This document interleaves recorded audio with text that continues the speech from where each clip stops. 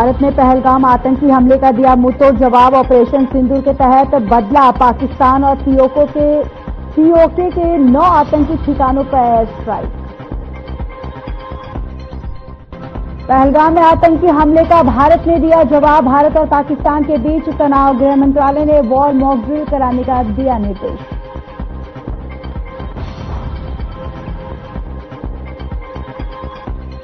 हरियाणा पंजाब पानी विवाद पर आई बड़ी खबर। बीबीएमबी की दायर याचिका पर पंजाब हरियाणा हाईकोर्ट का फैसला। हाईकोर्ट ने पंजाब सरकार को लगाई फटकार।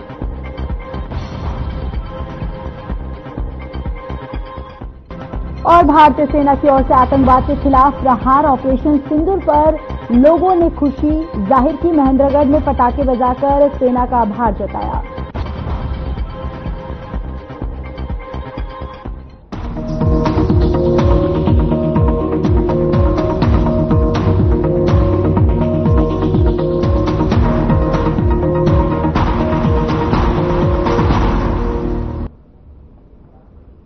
नमस्कार, बहुत स्वागत है आप सभी का। मैं हूं आपके साथ ज्योति यादव। आखिरकार भारत ने पाकिस्तान के आतंकी संगठनों के खिलाफ जवाबी कार्रवाई कर दी है। इंडियन एयरफोर्स ने मंगलवार आधी रात को 1:30 बजे पाकिस्तान और पीओके यानी कि पाक अधिकृत कश्मीर के भीतर एयर स्ट्राइक की और इस हमले में 9 आतंकी ठिकानों को निशाना बनाया है। इसमें 100 से ज्यादा आतंकी मारे गए हैं। भारत की ये जवाबी कार्रवाई पहलगाम हमले के 15 दिन बाद की गई है और इसका नाम दिया गया है ऑपरेशन सिंदूर। ये नाम उन महिलाओं को समर्पित है जिनके पतियों की पहलगाम में 22 अप्रैल को आतंकवादियों ने हत्या उनकी कर दी थी। मीडिया रिपोर्ट्स के मुताबिक आपको बताते चले कि कैबिनेट बैठक में पीएम मोदी ने ऑपरेशन सिंदूर के लिए तीनों सेनाओं की तरफ से ऑपरेशन सिंदूर पर कहा कि ये नया भारत है, पूरा देश हमारी ओर देख रहा था, ये तो होना ही था। पाकिस्तान के इंटर सर्विलेंस पब्लिक रिलेशन यानी कि ISPR के डायरेक्टर लेफ्टिनेंट जनरल अहमद शरीफ चौधरी ने कहा कि भारत ने 24 मिसाइलें दागी हैं। वहीं आपको बताते चले कि पीएम मोदी ऑपरेशन सिंदूर को पूरी तरह से मॉनिटरिंग करते रहे। ये भी खबर जो है वो सामने निकल कर आ रही है कि जब ये ऑपरेशन किया जा रहा था सेना की तरफ से तो पीएम नरेंद्र मोदी इस पूरे ऑपरेशन की मॉनिटरिंग जो है वो कर रहे थे। तो देखिए पाकिस्तान को भनक भी नहीं लगी और किस तरीके से यहां पर भारत ने पाकिस्तान पर 24 मिसाइलें जो हैं वो दागी है। और जिस तरीके से पहलगाम में 22 अप्रैल को हमला किया गया था, गन पॉइंट पर रखकर आतंकवादियों ने जिस तरीके से पर्यटकों के उनके धर्म पूछकर उन पर हत्या की गई थी, उनको मार डाला था और इसके साथ ही जिस तरीके से उनकी पत्नियों को कहा गया था कि आपको नहीं मारेंगे, आप ये संदेश जो है अपने सरकार तक लेकर जाए और अपने सरकार को बताइए। जिसके बाद पूरा रोष जो है पहलगाम हमले के बाद पूरा देश पूरी तरह से रोष में था। पूरा देश यही मांग कर रहा था भारत सरकार से कि आखिर बदला कब लिया जाएगा। और देखिए जिस तरीके से रात 1:30 बजे ऑपरेशन सिंदूर को जिस तरीके से अंजाम दिया गया, अब उससे पूरा देश जो है वो एक हर्ष उल्लास के माहौल में है। पूरे देश में एक खुशी की लहर जो है वो देखने को मिल रही है। पूरा देश जो है वो अपने सेना पर गौरवान्वित महसूस कर रहा है और जगह जगह जिस तरीके से देखा जा रहा है कि लोग जो है हमारे जो वीर जवान हैं उनकी तारीफ कर रहे हैं। उनका ये ऑपरेशन जिस तरीके से अंजाम दिया गया, जिस तरीके से ये ऑपरेशन जो है वो सक्सेसफुल रहा, उसको लेकर पूरा देश जो है हमारे वीर जवानों की, सैनिकों की तारीफें कर रहा है। और देखिए यहाँ पर भारत सरकार की भी तारीफ हो रही है कि जिस तरीके से भारत सरकार ने, बीजेपी ने जिस तरीके से यहाँ पर हमारे सेना को पूरी छूट दे दी थी कि आप जो भी स्ट्रेटेजी बनाए लेकिन इस हमले का जल्द से जल्द जवाब जो है वो दिया जाए। और लगातार पूरा देश जो है जिस तरीके से पहलगाम में 26 पर्यटकों की निर्मम हत्या कर दी थी, उसके बाद से ही पूरा देश जो है वो जवाब मांग रहा था और लगातार सरकार से ये मांग कर रहा था, दरख्वास्त कर रहा था कि आखिर उन आतंकवादियों के ठिकाने पर, उन आतंकवादियों से बदला जो है वो कब लिया जाएगा।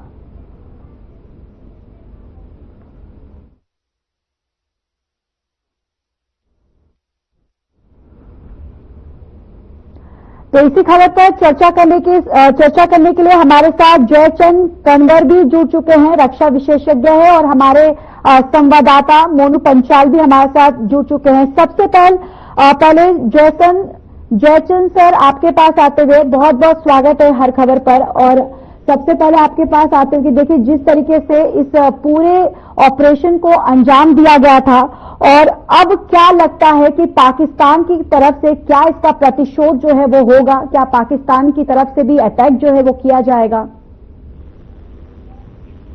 पहले तो मैं आपके माध्यम से मैं कैप्टन जयचंद, जिसने भारतीय सेना का 32 साल तक लगभग नमक खाया है, और हमने सिर्फ और सिर्फ तिरंगे झंडे के लिए एक ही बात सोची है कि हमारी तरफ कोई भी आंख उठाकर देखेगा तो उसका ऐसी परिणाम होगा। अभी जो आज समस्त भारतवासियों के लिए बहुत खुशी का दिन है कि हमने जो 22 अप्रैल को जिन बहनों की राखी सूनी हो गई थी, माओ की बहनों की जो सिंदूर मिट गया था, आज सिंदूर ऑपरेशन के माध्यम से उनको ये सबक सिखा दिया कि हम भारतवासी भी बदला लेंगे। और आने वाले दिनों में भी ये तो ट्रेलर है जो आज हमने दिया है, और इस ट्रेलर के बदले अभी जो मेन हमारा उद्देश्य है वो ये उद्देश्य है कि समस्त जो एक्टिविटीज इस प्रकार की हो रही हैं, जो कि निर्दोष लोगों को मारा जा रहा है धर्म के नाम पर, जाति के नाम पर, वो बिल्कुल मिटा देंगे।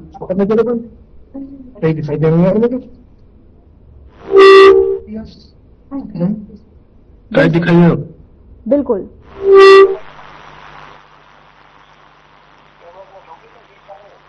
जी, आवाज आ रही है मेरी? हाँ जी, आवाज आ रही है जी। और देखिए, लगातार अगर भारत की बात करें तो लगातार भारत ने हमेशा ये चाहा है, हमेशा की एक बातचीत करने के साथ ही कोई रास्ता जो है वो निकाला जाए। सबसे पहले भारत जो है हमेशा से चाहा है कि पाकिस्तान के साथ अगर कुछ ऐसी वारदात होती है या फिर ऐसे जो आतंकवाद को भी लेकर कई बार भारत ने चाहा है कि बातचीत से ही मसला जो है वो हल किया जाए, लेकिन हमेशा ही जिस तरीके से देखा गया है कि पाकिस्तान की तरफ से इसी तरीके के जो कायरानी जो हरकत है वो देखने को मिलती है, जिस तरीके से पाकिस्तान जो है वो यहां पर आतंकवादियों को पालता हुआ भी नजर आता है। आपने बिल्कुल सही बताया। हमारा एक लोकतंत्र जल्दी से जल्दी लाइट हो जी, रहा है, जियो और जीने दो। हम शांति चाहते हैं जी, हम शांति चाहते हैं। और मुझे याद है 1986-87 में जब मैं पहली पोस्टिंग मेरी श्रीलंका में थी, तो हम शांति दूत बनकर के हमारी सेना वहां पर थी। तो हम शुरू से ही जियो और जीने दो के सिद्धांत से काम करते हैं। आज भी हमने जो ये कार्रवाई की है वो एक शांति के रूप से, हम किसी नागरिक को, किसी को भी तंग नहीं किया और ना ही किसी एक नागरिक की जान लेने की कोशिश की है।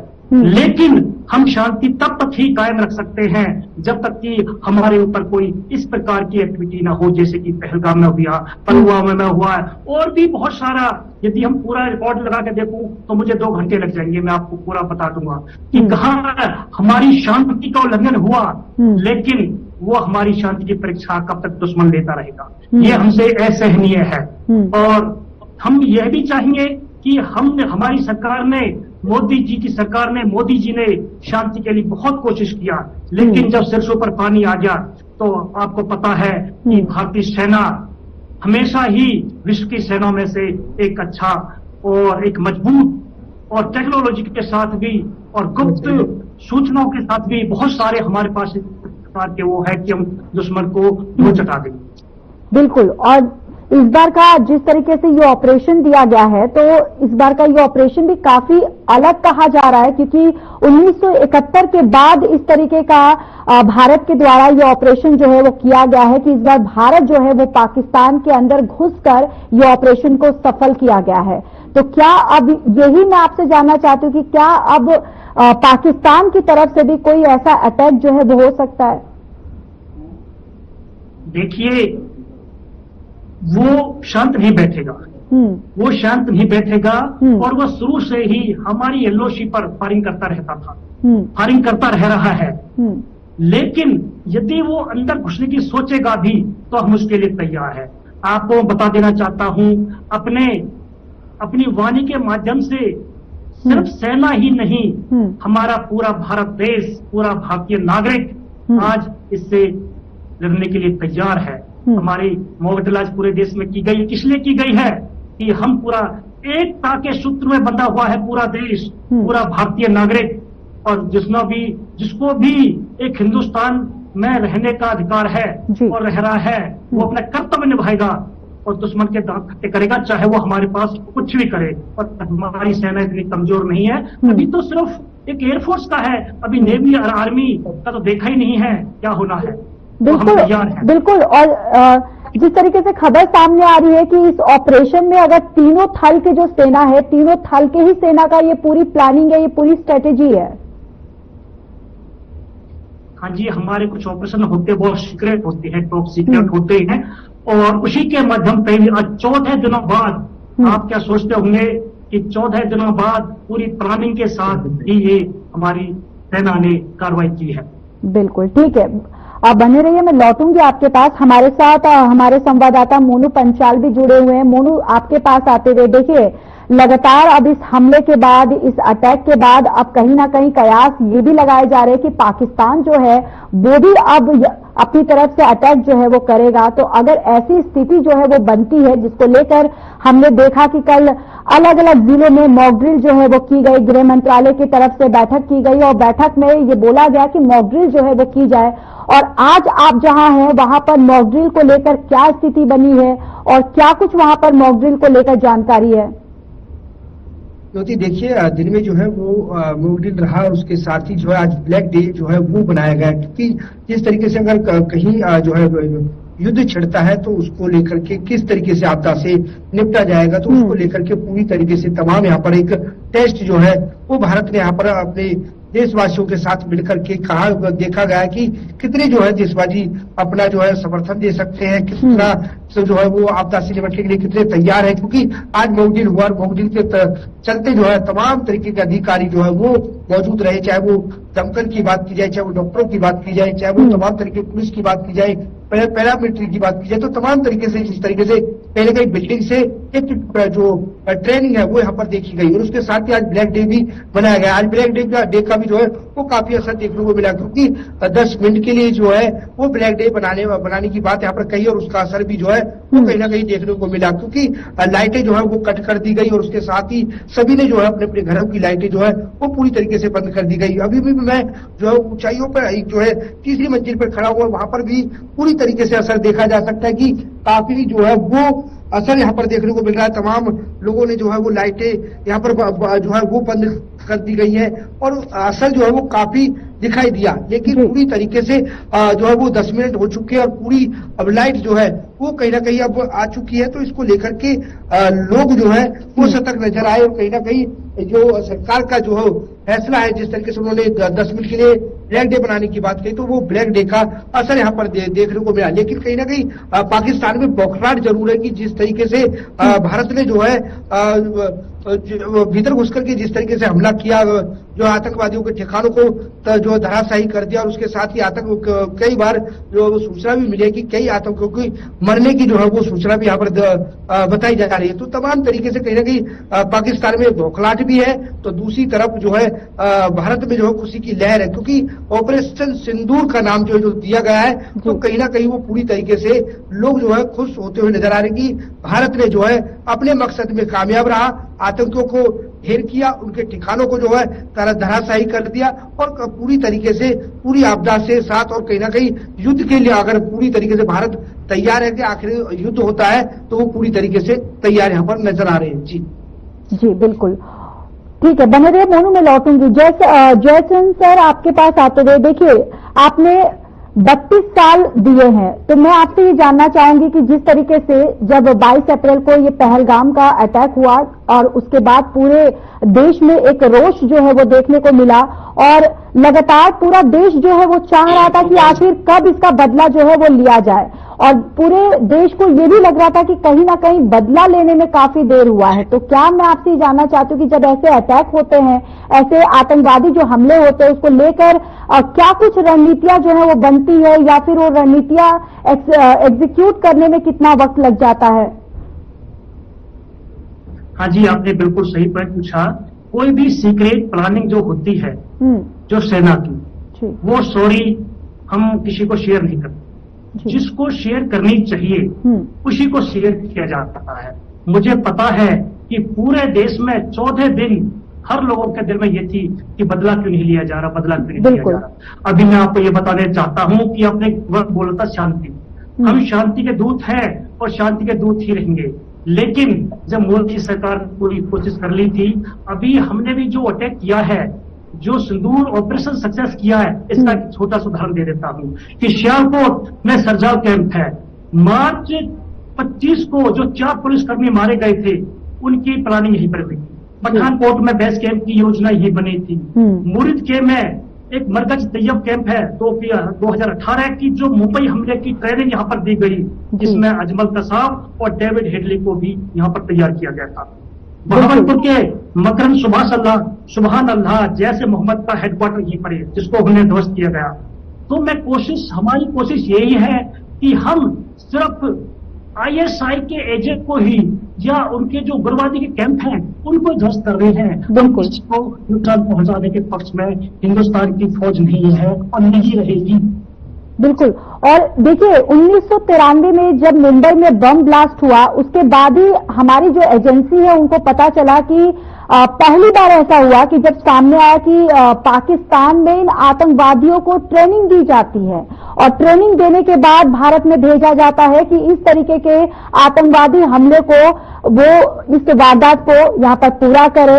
और ये पहली बार ऐसा हुआ कि 1993 में जब बम ब्लास्ट होता है मुंबई में और जिस तरीके से इतने लोग जो हैं वो मारे जाते हैं, और वही वो दिन था कि जब हमारी एजेंसी ने यहाँ पर पता कर लिया कि पाकिस्तान के वहां पर आतंकवादियों को जिस तरीके से पाला पोसा जाता है, जिस तरीके से उनकी ट्रेनिंग दी जाती है। और हमेशा से बात यही आती है जयचंद सर जी की, हमेशा भारत जो है वो बातचीत करके रास्ता जो है निकालने की कोशिश करता है, लेकिन पाकिस्तान जो है वो अपनी ऐसी हरकतों से बाज नहीं आता। हाँ जी, जितना भी टेररिज्म JNK में फैली हुई है, जब वो मिलिटेंट्स आते थे, हमने खुद पकड़ कर उनसे पूछते थे तो वो कैंपों के बारे में बताते थे। वो हमेशा 2 टीम आते थे, 2 या 3 आते थे, आते रहे हैं हमेशा ही। लेकिन जब इन्होंने हमारी शांति को परखने के लिए हमारे सिविलियंस के ऊपर भी अटैक करना शुरू कर दिया और उसके बावजूद भी हम पर नहीं रुका गया, तो भारतीय सेना तो हमेशा एक को पता था कि भाई ये टेरर कैंप चला रहे हैं। पूरे विश्व को पता है, वर्ल्ड को पता है कि पाकिस्तान ने गढ़ बना रखा है मिलिटेंट्स को ट्रेनिंग देने का। लेकिन अभी मौका आ गया है कि उनको बचाने वाला विश्व में भी कोई नहीं होगा। और मैं आपके माध्यम से ये बताना चाहता हूं कि आज पूरा भारत एक है, और पूरा भारत एक होने के बावजूद हमारी सिविल के लोग भी अभी इसको अपनी कोई भी एक्टिविटी या दुश्मन करता है हमारे ऊपर तो उसके लिए तैयार है।